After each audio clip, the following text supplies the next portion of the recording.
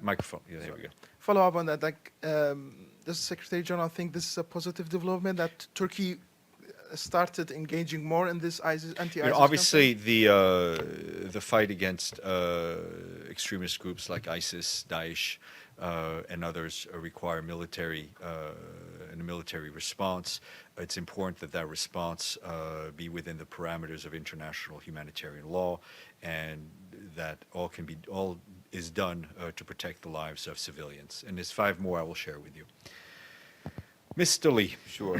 Some questions on Burundi, but I wanted to ask you something that you may anticipated coming. There was a story, I guess it was on Friday in BuzzFeed, in quite detail, about an aid worker in the UNMISS camp in Bentiu who alleges that she was raped by a UN vendor or contractor working for Life for Construction. And basically the gist of the article is that the UN did absolutely nothing, that OIOS said it could not investigate, and that there's no apparently reporting or reports of sexual abuse or exploitation by vendors anywhere in the UN, DPKO, or other systems. So I wanted to know, what's your response to it? What does the UN owe people in its protection of civilian camps if they're raped there, and why was nothing done in this case? Well, I think this was clearly a horrendous act, and I think people who work, aid workers, humanitarian workers, who work within UN camps are owed the best possible protection. That's clear. In this particular case, the agency for which Ms. Norbert worked is greatly concerned for the well-being and safety and security of all those working with it to deliver humanitarian assistance anywhere in the world. And it took these particular allegations very seriously. When it became clear that the person accused of the attack on Ms. Norbert was in fact an employee of a company hired to undertake work for the agency and not a UN staff member, the agency concluded it was not in a position to conduct an investigation into the alleged actions of that person itself.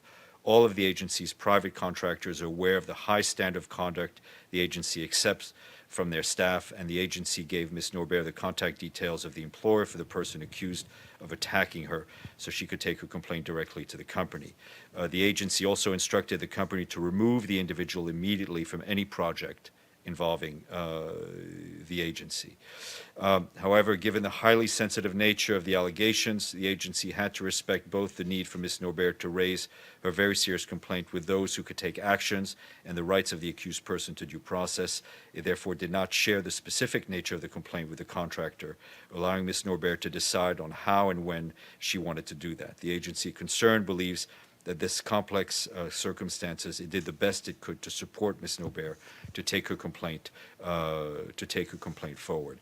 I think it's clear that in any of these cases, we also need to take a look how we responded and how we can do better in responding to horrendous cases like this one. This seems to imply that there's the only, I mean, obviously, Life for Construction, they've already terminated the individual, so there's no more relationship between them. So is there, what's the UN saying is the accountability mechanism for this alleged rape? And 2, you keep saying the agency. It was an agency in charge of boring water holes in the Bentiu camp.